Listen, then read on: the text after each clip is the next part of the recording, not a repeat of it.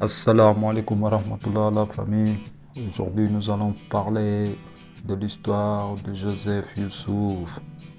Bismillah, de toutes les anciennes histoires, il n'y en a aucune parmi celles des prophètes et des rois de la terre qui soit plus merveilleuse, sur laquelle il existe un aussi grand nombre de versets du Coran et de traditions et dans laquelle Dieu est réuni pour les hommes autant de préceptes et d'exemples que l'histoire de Joseph Youssouf.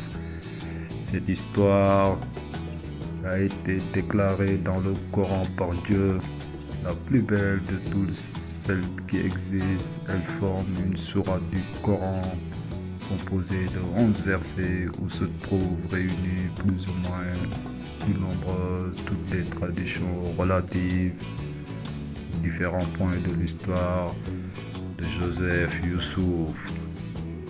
Au commencement de cette sourate, Dieu dit certes dans l'histoire de Joseph et de ses frères, il y a des signes pour ceux qui veulent les chercher. À la fin de la sourate, il dit certes les histoires des prophètes renferment des exemples instructifs pour ceux qui sont doués d'intelligence.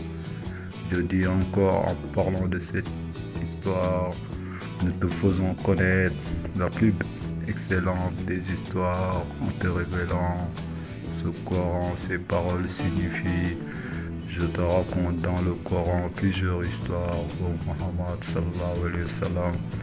Et de toutes ces histoires que je te raconte, celle-ci est la plus belle et elle est la plus belle de toutes les histoires qui existent.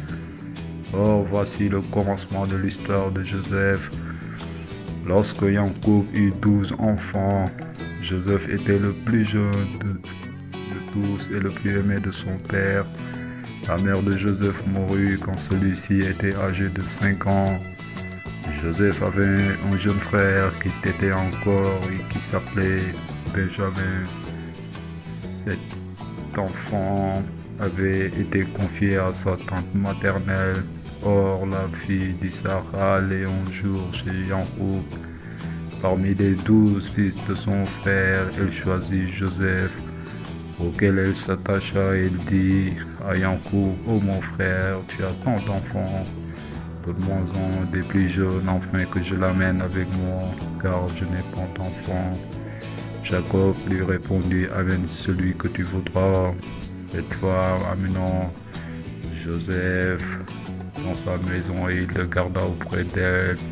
Or, toutes les fois que Yankoub désirait voir Joseph, il alla chez sa sœur, où il le trouvait. Une année s'était écoulée. L'amour de Joseph et Yankoub pour Joseph augmenta et dit à sa sœur, « Rends-moi mon enfant, car j'ai une envie extrême de le voir et je ne peux plus me séparer de lui. » Cette femme dit à Jacob, « Laisse-moi cet enfant une année encore. » Jacob répondit, « Cela est impossible. » Cette femme se mit à supplier Jacob. Elle lui dit, « Laisse du moins cet enfant une semaine entière avec moi, afin que je me rassasie de le voir. Après cela, je te le rendrai. » Jacob consentit à ce que demandait sa sœur et s'en retournant chez lui. Le jour convenu étant arrivé, cette femme usa de ruse contre Jacob. Voici comment dans la religion d'Abraham, il y avait une disposition qui subsista jusqu'au temps de Moïse et après laquelle tout voleur devenait esclave du propriétaire de la chose volée. Lorsque celui-ci s'y parvenait à se saisir de sa personne, c'est par allusion à cette coutume qu'on dit « Tu as demandé un maître à la fortune. » Or, Ismaël avait une ceinture de cuir qui venait d'Abraham et avec lesquelles ce prophète avait coutume de ceindre les reins lorsqu'il travaillait ou qu'il faisait un voyage.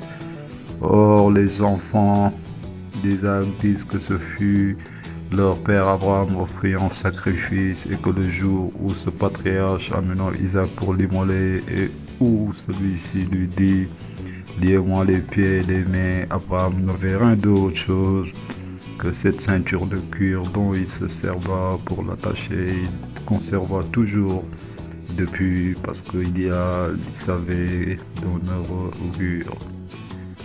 Lorsqu'Abraham mourut, Ismaël prit cette ceinture qui passa de main en main à ses descendants, appartenant toujours à l'aîné de la famille. La sœur de Jacob était la plus âgée de tous les enfants d'Isaac et lui aussi institua son exécutrice testamentaire. Cette femme possédait alors la ceinture dont nous venons de parler. Elle en gardait dans un coffre. Le jour où Jacob devait amener Joseph, cette femme prit la ceinture dans le coffre. Elle enseignit Joseph pendant qu'il dormait. Jacob était arrivé et elle alla chercher la ceinture dans le coffre et ne la trouva pas. Elle feignit d'être affligée et dit à Jacob: on a volé la ceinture bénite qui était en souvenir de Ismaël. Jacob fut affligé de cela et il dit: fouillez toutes les personnes qui sont ici. On les fouilla toutes et on ne trouva rien. Jacob dit alors à sa sœur qu'on fouille aussi Joseph, afin que ton cœur soit tranquille. Lorsqu'on fouilla Joseph, on trouva la ceinture. Jacob fut couvert de confusion et sa sœur lui dit: cet enfant a commis un vol et il faut absolument qu'il demeure 2 ans avec moi. Je ne le rendrai pas avant ce terme. Jacob répondit à sa sœur: je me soumets à ta volonté. Cette femme garda Joseph chez elle pendant 2 ans et elle mourut ensuite. Jacob amena alors chez lui Youssouf, Joseph, auquel il s'attacha plus qu'à tous ses autres enfants. Les frères de Joseph devinrent envieux de la préférence que leur père accordait à celui-ci. Or, un jour, Joseph dit à Jacob: la nuit dernière, j'ai vu en songe 11 étoiles qui descendaient du ciel avec le soleil et la lune, et il m'adorait. Jacob comprit ce songe signifiait que ses 11 autres fils seraient soumis à Jacob leur frère, à Joseph leur frère.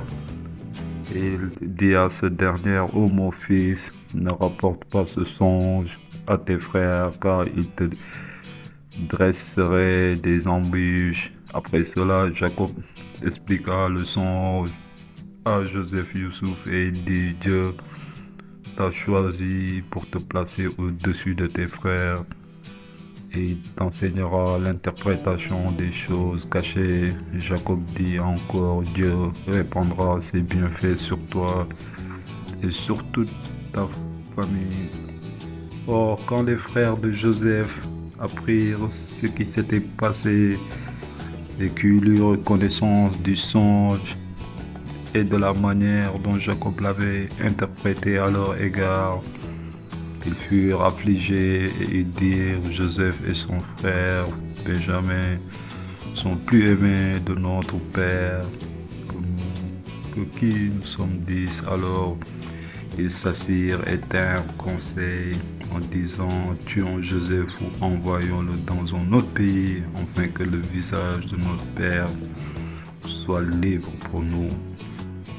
Et lorsque nous aurons fait cette action, nous nous repentirons devant Dieu et nous nous serons soumis à notre Père pour que Dieu nous pardonne ce péché. Or, parmi les frères de Jacob, il y en avait un nommé Judas, auquel tous les autres l'obéissaient. Et il dit: ne tuez pas Joseph, car tuer est un grand crime, mais jetez-le dans un puits sur le chemin que suivent les caravanes, afin que quelqu'un de la caravane l'en retire et l'amène dans un autre pays. Vous serez ainsi délivrés de lui et son sang ne serait pas sur vos têtes. Ils convinrent tous d'agir de cette manière et après cela ils convinrent de demander à Jacob Jacob la permission d'amener avec eux Joseph Youssouf à l'endroit où il était leur brebis, près d'un puits à une parasange de là. Les fils de Jacob partaient tous les jours le matin pour aller vers leur brebis. Ils passaient dans la journée dans le lieu où elle se trouvait, allaient à la chasse et le soir ils retournaient près de leur père. Or Jacob n'envoya pas Joseph avec eux à cause de l'affection qu'il lui portait et dans la crainte qu'il ne se perdît en route ou que ses frères ne lui dressassent des embûches. Les fils de Jacob se réunirent pour demander à leur père d'envoyer un jour Youssouf avec eux. Or, de tous les fils de Jacob, Juda était le plus décidé. Ses frères lui dirent: parle à notre père et demande-lui la permission d'amener Youssouf. Juda, je lui parlerai, mais promettez-moi que vous ne tuerez point Youssouf. Ils ne lui promirent tous en disant: nous ne le tuerons pas. Alors ils allèrent tous ensemble vers leur père et lui dirent: pourquoi ne veux-tu pas nous confier Joseph Youssouf et l'envoyer avec nous à l'endroit où sont nos brebis? Demain, envoie-le avec nous, afin que nous nous amusions, que nous allions à la sage et que son cœur puisse aussi s'épancher. Jacob répondit: je crains que vous ne le tuiez. Vous en irez, vous l'amenez d'auprès de moi, et lorsque je serai seul, le chagrin et l'affection s'empareront de moi. Je crains pendant que vous serez occupés à quelque autre chose, le loup ne mange Joseph. Les fils lui répondirent: nous sommes 10 et il n'est qu'un. Nous le garderons et nous empêcherons que le loup ne le mange, à moins que nous mourions nous-mêmes. Le lendemain, Jacob leur accorda ce qu'ils demandaient et ils amenèrent avec eux Joseph Youssouf sur la route de Jérusalem. Il y avait alors 17 ans. Le puits dans lequel Joseph fut jeté se trouvait sur le bord du chemin. Il y avait de l'eau. Quand les fils de Jacob voulurent y descendre Joseph, ils lui ôtèrent auparavant sa robe.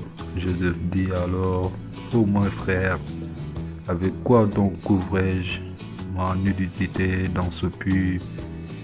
Ils lui répondirent: dis au soleil et à la lune et aux étoiles qui t'ont adoré en songe, qu'ils t'apportent des vêtements dans ce puits. Après avoir dit ces paroles, ils le dépouillèrent de sa robe et le descendirent dans le puits.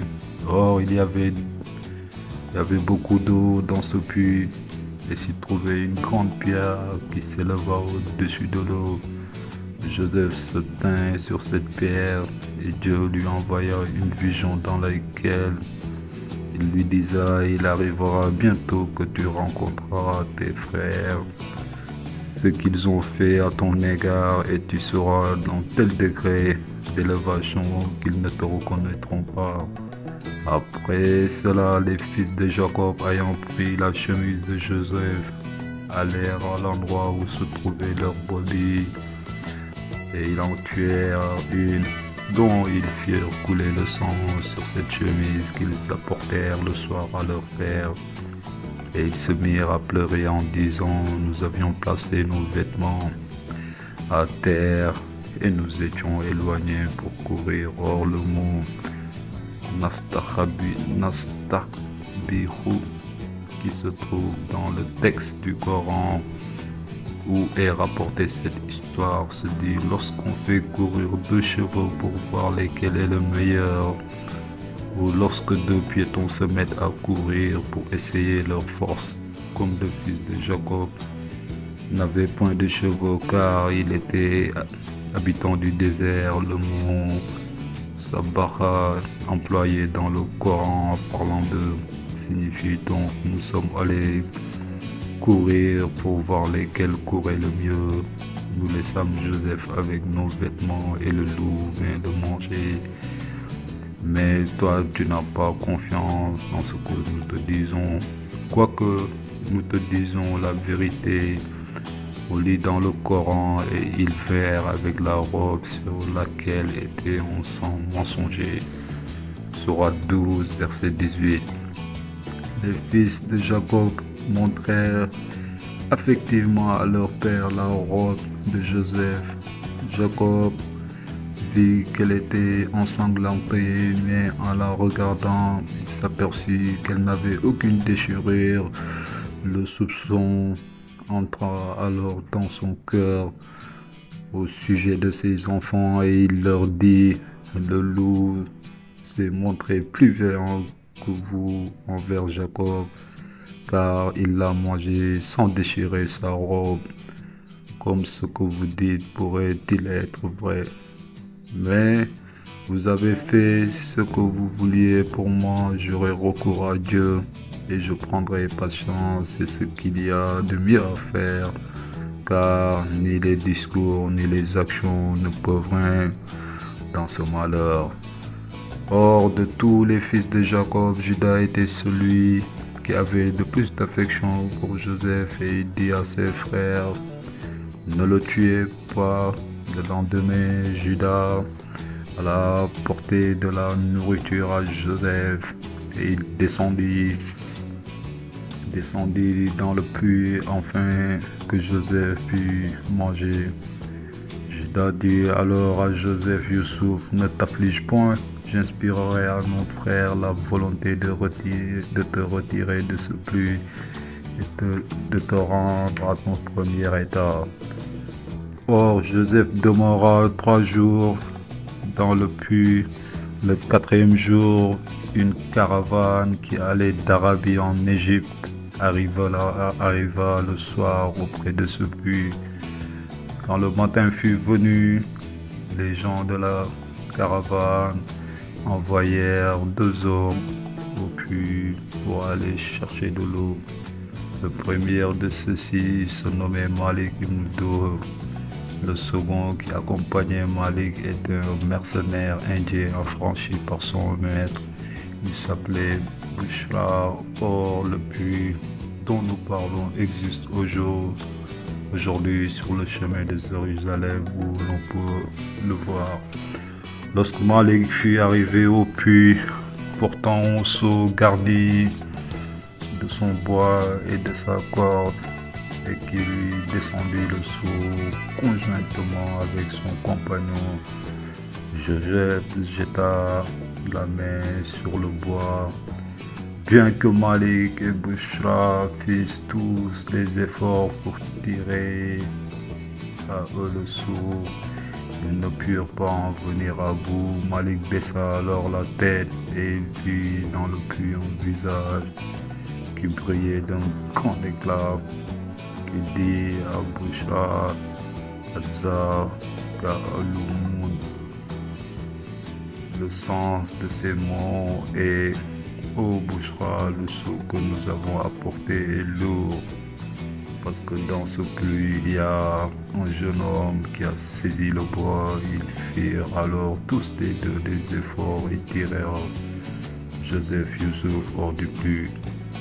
Dans ce moment, Malik dit à Joseph: qui es-tu? Joseph répondit: je suis un homme du pays de Canaan. Mes frères m'ont jeté dans ce puits sans que je sois coupable. Malik traita Joseph avec bonté afin de tranquilliser son cœur. Il dit ensuite à Bushra: si nous apprenons à nos camarades que nous avons tiré du puits ce jeune homme, nous leur donnerons au sujet de demander à partager avec nous le prix qu'on retirera de lui. Or, je puis vendre cet homme en Égypte pour un prix élevé. Je dirai donc à nos camarades qu'il y avait auprès du puits des gens qui m'ont remis cet homme, afin que je l'amène en Égypte pour leur compte. que je ne lui vende et que je leur rapporte le prix de sa personne. Toi, dis aussi la même chose, afin que lorsque je vendrai ce jeune homme en Égypte, je te fasse participer au prix de la vente. Il est dit dans le Coran et il cachait ce qu'il y avait rapport à Joseph pour gagner de l'argent. Après cela, le 4e jour étant arrivé, les frères de Joseph allèrent avec Judas pour voir si Joseph était mort ou si quelqu'un l'avait amené. Ne l'ayant pas trouvé dans leur puits, ils regardèrent et ils virent qu'une caravane s'était arrêtée près de celui-là. Ils allèrent vers les gens qui composaient cette caravane et voyant Joseph au milieu d'eux, ils dirent: qui possède ce jeune homme? Malik répondit: c'est moi. Ils ajoutèrent: ce jeune homme nous appartient et il fut avec nous. Malik répondit: eh bien, vendez-le-moi. Je vais en Égypte, je le conduirai dans ce pays-là et je le vendrai. Les fils de Jacob dirent: nous consentons à cela. Joseph, comme on le voit dans le Coran, fut vendu par ses 10 frères pour un vil prix, pour des dirhams composés, comptés et non percés, pour 20 dirhams. Quant à la valeur nominale, mais moins de 20 dirhams. Quant au poids, les frères de Joseph ne pesèrent pas cet argent, parce que de leur temps, il n'existait pas de dirham de poids au-dessus de la pièce de 40 dirhams, laquelle se nomme Ouguiya. Dans toutes les transactions qui se faisaient alors pour une valeur inférieure à 40 dirhams, on donnait l'argent par contre. Or, il est dit dans le Coran que les frères de Joseph prêtèrent celui-ci comme un objet de peu de valeur. Ils étaient au nombre de 10 et ils partagèrent entre eux le prix de Joseph. Chacun reçut 2 dirhams. Ils restèrent dans ce lieu jusqu'à ce que la caravane fût partie et ramenait Joseph.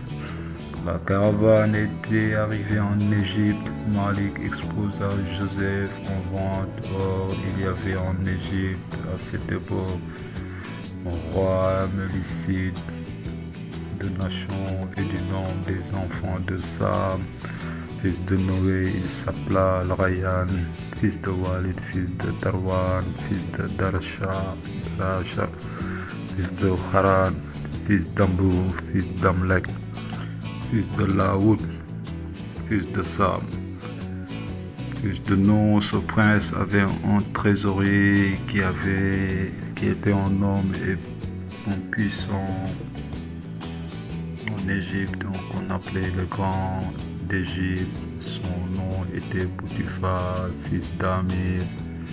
Celui-ci acheta Joseph et le mena chez lui. Or, ce grand d'Égypte était impuissant et ne pouvait pas avoir de femme. Il n'y avait pas d'enfant, mais il y avait une femme d'une si grande beauté qu'il n'existait pas de plus belle dans l'Égypte. Elle était d'une illustre naissance et riche et se nommait Rahel. Potiphar lui dit: ô femme, traite bien ce jeune homme, il deviendra peut-être illustre et nous sera utile, ou peut-être encore l'adopterons-nous.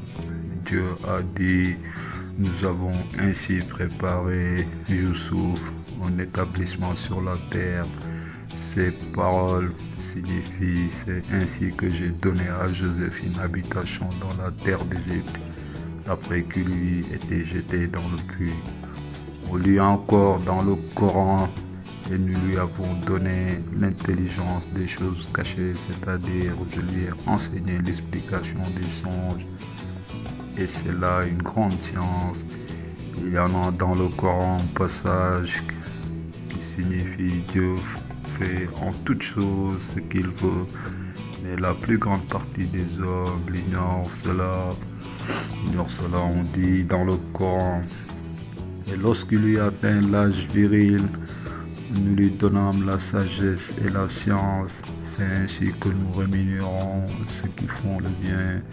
Ces paroles signifient, quand Joseph eut atteint l'âge d'homme, ce qui lui eut toutes ses forces. Or, il avait 17 ans lorsqu'il arriva en Égypte. Il demeura 6 ans dans la maison du roi d'Égypte et il resta 7 ans en prison. Quand il eut 30 ans, il sortit de prison et le roi le prit pour vizir à l'âge de 40 ans. Dieu lui accorda le don de prophétie. C'était une brève partie de l'histoire de Youssouf.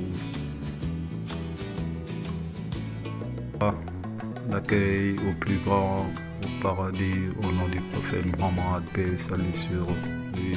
Amen, amen. Wa rahmatullahi ta'ala wa barakatuh, chers frères et sœurs. Merci et à bientôt. Inch'Allah. Salam alaikum wa rahmatullahi ta'ala wa barakatuh.